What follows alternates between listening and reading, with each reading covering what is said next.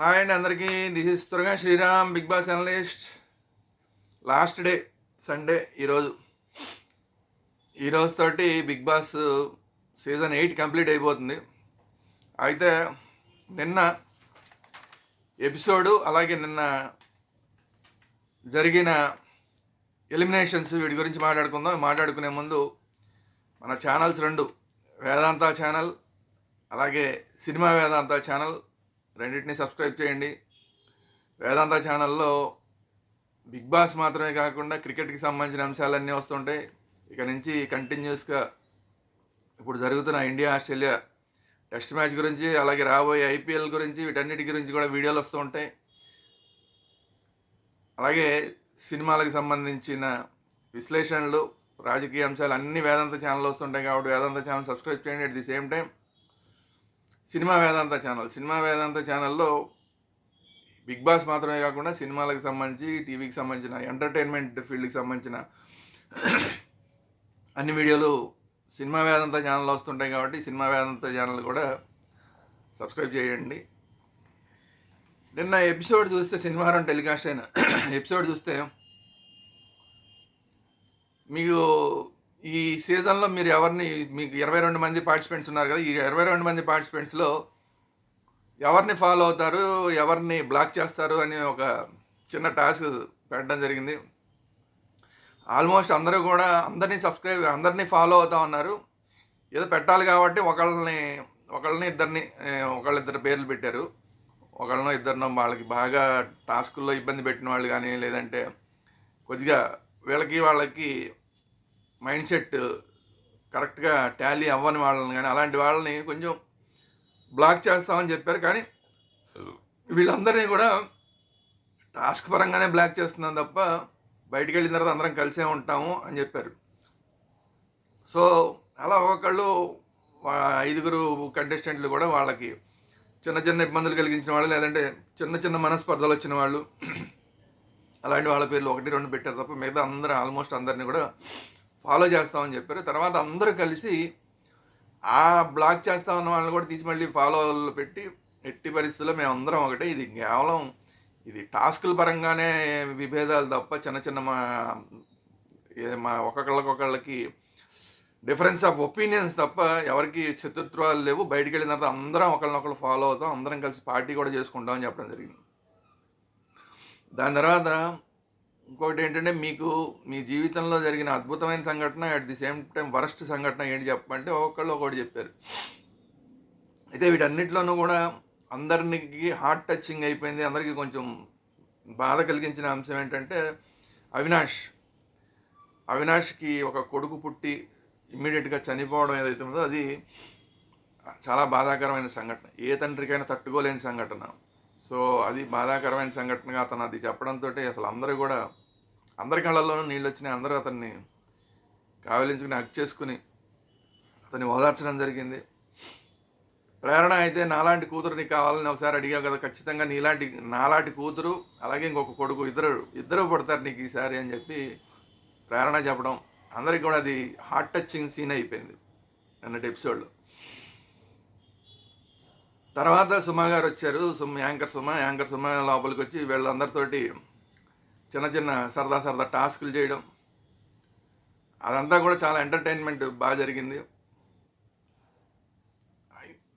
అది అయిపోయిన తర్వాత ఇప్పుడు అసలు విషయంలోకి మనం వస్తే, నిన్న షూటింగ్ జరిగింది. అంటే ఈరోజు మనకి సాయంత్రం 7 గంటల నుంచి టెలికాస్ట్ అయ్యే గ్రాండ్ ఫినాలేకి సంబంధించిన షూట్స్ అన్నీ కూడా నిన్న సగం కంప్లీట్ అయినాయి. అందులో చాలామంది గెస్టులు వచ్చారు.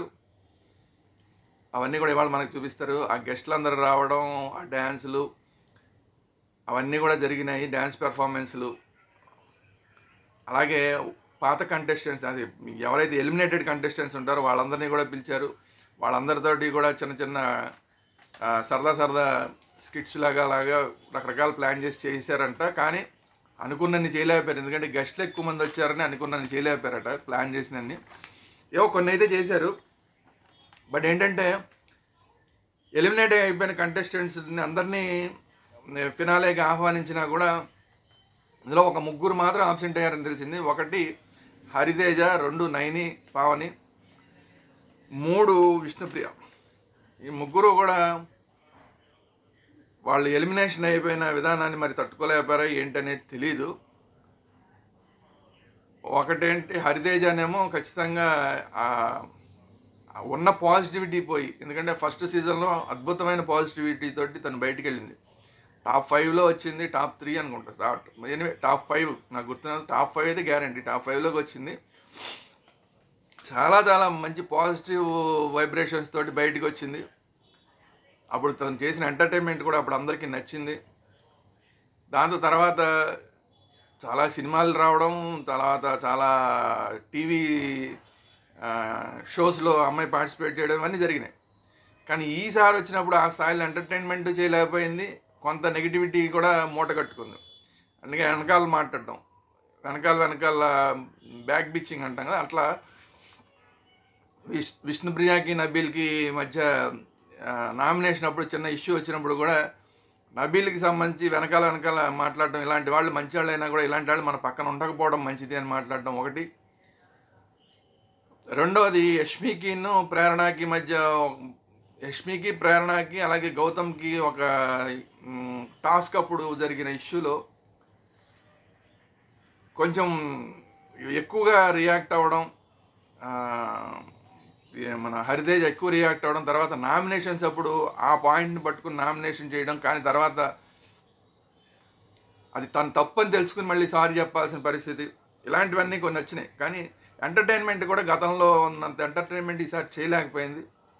టాస్కుల్లో కూడా పార్టిసిపేట్ చేసింది కానీ అనుకున్నంతగా ఎఫెక్టివ్గా పార్టిసిపేట్ చేయలేకపోయిందా, లేదంటే మిగతా వాళ్ళందరూ తనకన్నా బాగా పార్టిసిపేట్ చేసేవాళ్ళు అవ్వడం వల్ల, టాస్కులు బాగా ఆడేవాళ్ళు అవ్వడం వల్ల తను వెనకబడిపోయిందా? మొత్తానికి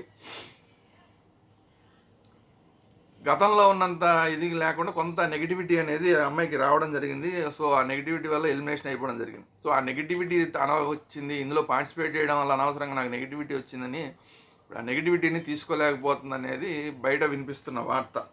సో అందుకనే రాలేదు, ఫినాలేకి బిగ్ బాస్ టీం పిలిచినా కూడా రాలేదనేది.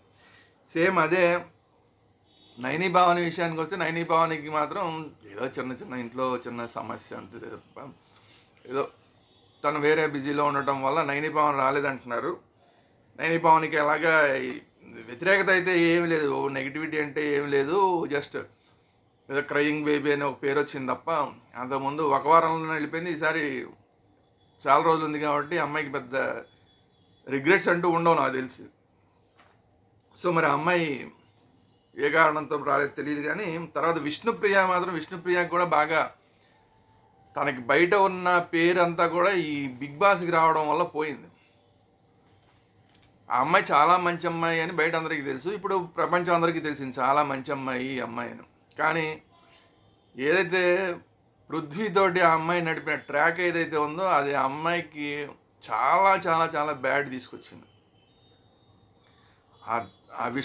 ఆ పృథ్వీతోటి అమ్మాయి చేసిన పనిని అనేక మంది తప్పుపట్టారు. గెస్ట్లుగా వచ్చిన వాళ్ళు తప్పుపట్టారు, అమ్మాయికి చెప్పే ప్రయత్నం చేశారు, వాళ్ళ ఫాదర్ వచ్చారు చెప్పే ప్రయత్నం చేశారు, ఎవరు చెప్పినా వినలా.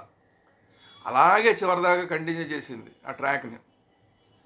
అది అసలు ఆ అమ్మాయి ఆటని దెబ్బతీసింది, ఆ అమ్మాయికి ఉన్న ఇమేజ్ని కూడా దెబ్బతీసింది. ఆ అమ్మాయి బయట విపరీతమైన ఫాలోయింగ్ ఉన్న అమ్మాయి, ఆ అమ్మాయికి ఉన్న ఫాలోయింగ్లో 100వ వంతు ఓట్లు రాక ఎలిమినేషన్ అయిపోయే పరిస్థితి వచ్చింది.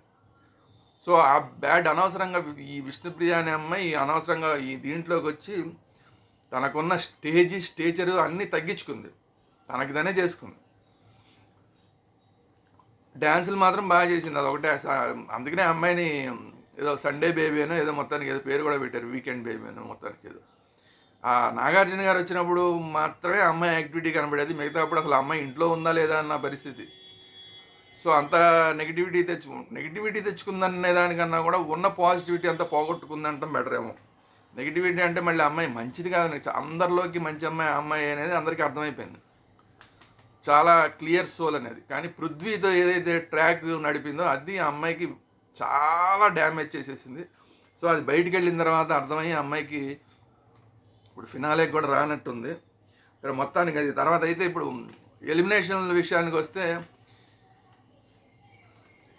ఎలిమినేషన్ చేయడానికి అని చెప్పి ఒకళ్ళ ముందు ఉపేంద్ర గారు వచ్చారంట. ఉపేంద్ర గారు అంటే తెలుసు కదా, కన్నడ హీరో ఉపేంద్ర, మనకు కూడా చాలా సినిమాల్లో చేశారు ఉపేంద్ర గారు. ఉపేంద్ర గారు వచ్చి టాప్ 5లో నుంచి ఆ 5th కంటెస్టెంట్ని ఎలిమినేట్ చేయడానికి లోపలికి వచ్చారట. వచ్చి కాసేపు అవి ఇవి మాటలు ఆటలు అన్నీ అయిన తర్వాత టాప్ 5th కంటెస్టెంట్గా అవినాష్ని తీసుకుని ఆయన బయటికి వచ్చేసారు. అంటే అవినాష్ బిగ్ బాస్ నుంచి ఎలిమినేట్ అయిపోయాడు 5th కంటెస్టెంట్గా. అయితే ఇది అందరికీ తెలిసిన విషయమే, అవినాష్ వెళ్ళిపోతాడు అన్న విషయం అందరికీ తెలిసిన విషయం అయినా కూడా, కానీ అవినాష్ కనీసం ఏదో ఒక సూట్ కేసు ఆఫర్ ఉంటుందేమో అనుకున్నాం. ఆ సూట్ కేసు ఆఫర్ లేకుండానే అవినాష్ వెళ్ళిపోయాడు అనేది అందరూ చెప్తున్న మాట. సో ఇవాళ ఏం జరిగిందనేది మనకి 7 గంటల నుంచి ఎపిసోడ్లో వస్తుంది. దాని తర్వాత టాప్ 4 కంటెస్టెంట్ని ఎలిమినేట్ చేయడానికి ప్రజ్ఞా జైస్వాల్, హీరోయిన్ ప్రజ్ఞా జైస్వాల్ గారు వచ్చారట. ప్రజ్ఞా జైస్వాల్ గారు వచ్చి ఆవిడ సూట్ కేసుతో వచ్చింది అని అంటున్నారు. మరి కొంతమంది ఏమో సూట్ కేసు లేదంటున్నారు, కొంతమంది సూట్ కేసు ఉందంటున్నారు. 99% సూట్ కేసుతో వస్తే 10 lakhs ఆఫర్ చేస్తే ఎవరు కూడా తీసుకోవడానికి ఇష్టపడలేదు. నబీల్ తీసుకోవడానికి ఇష్టపడలేదు, అట్ ది సేమ్ టైం ప్రేరణ తీసుకోవడానికి ఇష్టపడలేదు, సరే గౌతమ్ ఇష్టపడలేదు. అలాగా నిఖిల్ విన్నర్ అని అతనికే కాన్ఫిడెన్స్ ఉంది కాబట్టి అతను ఎట్టి పరిస్థితుల్లో తీసుకోలేదు. సో చాలాసేపు అడిగిన తర్వాత ఎవరు తీసుకోకపోతే సరే టాప్ 4 కంటెస్టెంట్గా ప్రేరణ అని ఎలిమినేట్ చేసి బయటికి ప్రజ్ఞా జైస్వాల్ గారు తీసుకొచ్చారనేది ఇప్పుడు అందరూ చెప్తున్న మాట. అది అయితే దీంట్లో కొంతమంది 10 lakhs ఆఫర్ ఇచ్చారంటున్నారు, అసలు ఏ ఆఫర్ లేకుండా వచ్చారని కొంతమంది మాట్లాడారు. బట్ 90% ఏంటంటే ఆఫర్ ఇచ్చారు అనేదే కొంచెం గట్టి వార్త, అయినా ఎవరు తీసుకోలేదని. అయితే ఇక్కడ ప్రేరణ 4th పొజిషన్లో వెళ్ళిపోవడం అనేది కొద్దిగా షాకింగ్ అవుతున్నారు, కొంతమంది షాక్ అవుతున్నారు. బట్ నేను ముందే చెప్పా, కన్నడ ఆడియన్స్ కనుక ఎట్టి పరిస్థితుల్లో ఈ అమ్మాయి విన్నర్ అయ్యే అవకాశం లేదు, చాలా గ్యాప్ ఉంది ఓటింగ్లో. కాబట్టి ఈ అమ్మాయికి వేసే ఓటు లేదో కనుక నిఖిల్ని గెలిపిస్తే బెటర్ అని చెప్పి నిఖిల్ వైపు వెళ్తే కనుక ఈ అమ్మాయికి ఓట్లు తగ్గిపోయే అవకాశం ఉంది. 3rd పొజిషన్లో ఉన్న అమ్మాయి కిందకు వచ్చేసి 4th వస్తుందని చెప్పి నేను నిన్న చెప్పాను, మొన్న చెప్పాను. సో అదే జరిగింది. ఇప్పుడు 4th పొజిషన్లో ప్రేరణ అవుట్ అయిపోయింది. అయితే 5th పొజిషన్లో ఉండగానే ఈసారి సూట్ కేసులు ఏమైనా ఆఫర్ చేస్తారేమో అనుకుంటే అట్లాంటిది ఏం చేయలేదు మరి బిగ్ బాస్. ఎందుకంటే అవినాష్ చాలా వారాలు కేవలం అవినాష్ వల్ల మాత్రమే అసలు ఆ బిగ్ బాస్ అనేది నిలబడింది. కానీ అతనికి ఏ సూట్ కేసు అతను ఎలాగా 5th పొజిషన్లో ఎలిమినేట్ అవుతాడు అనేది అందరికీ తెలిసిన విషయమే, బిగ్ బాస్కి కూడా తెలిసిన విషయం. సో అన్ని వారాల పాటు తన భుజస్కంధాల మీద బిగ్ బాస్ని మోసిన అవినాష్కి ఏ సూట్ కేసు ఇవ్వకుండా పంపించేయడం అనేది కొంచెం బాధాకరమైన విషయం. నబీల్ 4th పొజిషన్లో ఉన్న నబీల్ ఎలా 3rd పొజిషన్కి వచ్చాడు అంటే అతనికి బయట ఉన్న అతనికి ఫాలోయింగ్ ఏదైతే ఉందో అది లాస్ట్ మినిట్లో కొంచెం గట్టిగా సైలెంట్ ఓటింగ్ పడినట్టుంది. ఎలాగోలా మన వాడిని కనీసం టాప్ 3 కన్నా తీసుకొద్దామని చెప్పి మొన్నటిదాకా వదిలేసిన ఫాలోయర్లు కొంతమంది మళ్ళీ అతని వైపు టర్న్ అయినట్టున్నారు.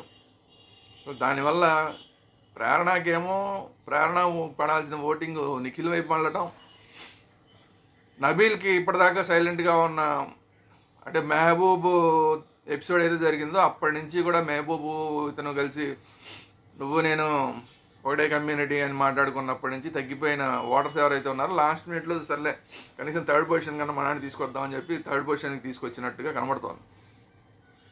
అది కాకుండా అసలు ఆటపరంగా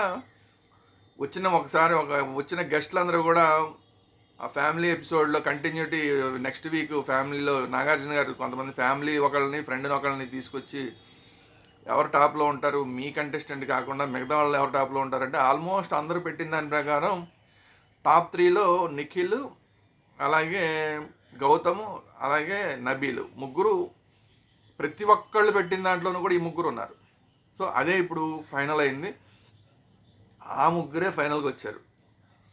మిగతా వాళ్ళందరూ వాళ్ళ కంటెస్టెంట్స్ వాళ్ళందరూ రకరకాల పొజిషన్లో వెళ్ళిపోయారు బయటికి. చివరికి ఈ ముగ్గురే మిగిలారు.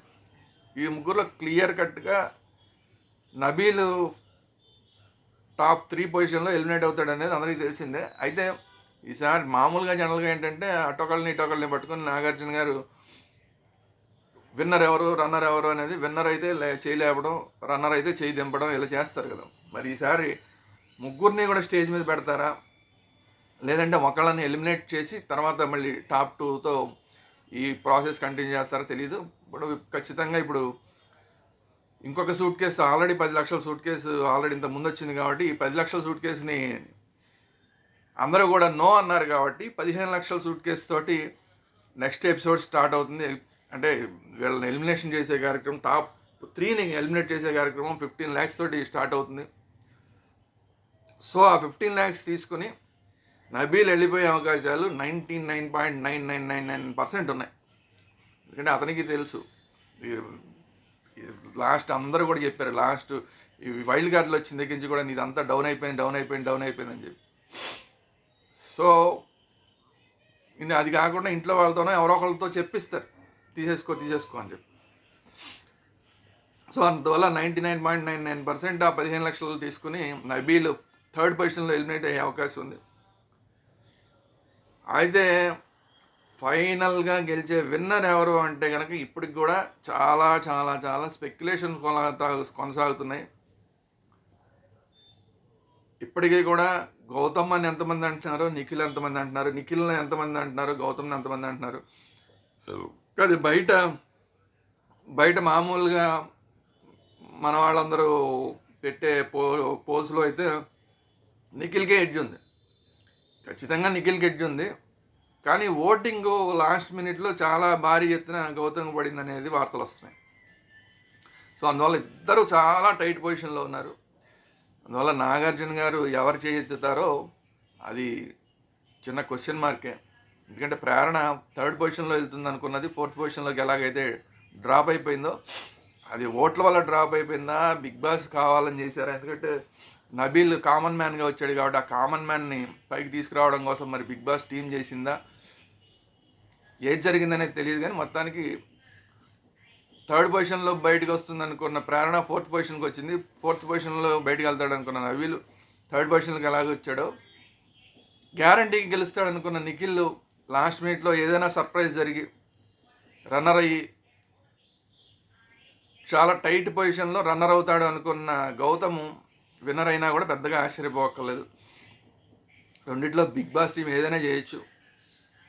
అలాగే ఆడియన్స్ కూడా, ఓటర్స్ కూడా ఏదైనా చేసి ఉండొచ్చు. ఎందుకంటే లాస్ట్ మినిట్లో గౌతమ్కి పడిన ఏవీ వల్ల గౌతమ్ ఏవి అనేది చాలా బాగుండటం, నిఖిల్ ఏవి అనేది యావరేజ్గా ఉండటం అనేది ఒక ఎఫెక్ట్ అయితే, అంటే నిఖిల్ది పెద్ద ఎఫెక్ట్ అని కాదు కానీ గౌతమ్కి మాత్రం ఖచ్చితంగా ఏవి ప్లస్ అవుతుంది. గౌతమ్ ఏవి ఏదైతే ఉందో అతనికి కనీసం ఓట్లు బాగా భారీ ఎత్తున పడడానికి అది ప్లస్ అవుతుంది. నిఖిల్ ఏవి చాలా యావరేజ్గా ఉంది. ఆ ఏవి సంగతి పక్కన పెడితే అతనికి ఆ ఏవి చూసిన తర్వాత ఎవరైనా ఓట్లు వేద్దామని కొత్తగా అనుకున్న వాళ్ళు ఎవరైనా ఉంటే అలాంటి వాళ్ళకి టైం లేకుండా కేవలం 1.5 గంటన్నర మాత్రమే టైం ఉండటం ఒకటి, అది ఒక డిసడ్వాంటేజ్ నిఖిల్కి అవుతుంది. సో ఇప్పటికి కూడా నిఖిల్లే అంతో ఇంతో చిన్న ఎడ్జ్లో ఉన్నాడు అనేది వినిపిస్తున్న వార్త. దాన్ని మరి అంతరం బాగా తక్కువ ఉంటే బిగ్ బాస్ టీం ఏదైనా చేయొచ్చు, ఎక్కువ ఉంటే మాత్రం బిగ్ బాస్ టీం కూడా ఏం చేయలేరు. కాబట్టి సరే, ఎనీవే ఏది జరుగుతుంది అనేది మనకు తెలియదు. ఈరోజు సాయంత్రం దాకా వెయిట్ చేద్దాం, ఎవరు విన్నర్ అవుతారు, ఎవరు రన్నర్ అవుతారు అనేది. ఖచ్చితంగా 3వ ప్లేస్లో నబీల్ ఆఫ్రిది బయటకు వస్తాడనేది అది ఫిక్స్. సో ఈవినింగ్ అవ్వంగానే, ఎపిసోడ్ కంప్లీట్ అవ్వంగానే 7 o'clock నుంచి స్టార్ట్ అవుతుంది. ఇక కంప్లీట్ అవ్వంగానే దీనికి సంబంధించిన అప్డేట్స్ ఇద్దాం. ఇది ఈరోజు వీడియో. ఈ బిగ్ బాస్ అయిపోయినా కూడా మన ఛానల్స్లో, వేదాంత ఛానల్ కానీ, సినిమా వేదాంత ఛానల్లో కానీ సినిమాలకు సంబంధించి, అలాగే టీవీకి సంబంధించిన, ఎంటర్టైన్మెంట్కి సంబంధించిన వీడియోలు వస్తూ ఉంటాయి. కాబట్టి బిగ్ బాస్ అయిపోయినా కూడా మన ఛానల్స్ని సబ్స్క్రైబ్ చేసుకుని చూడడం కంటిన్యూ చేయండి. సినిమాలకు సంబంధించిన అనేకమైన విశ్లేషణలు రాబోయే రోజుల్లో రాబోతున్నాయి. సో సినిమా ఫ్యాన్స్ అందరూ కూడా మన సినిమా వేదాంత ఛానల్ని, అలాగే వేదాంత ఛానల్ని రెండింటినీ సబ్స్క్రైబ్ చేసుకోండి. Thank you very much.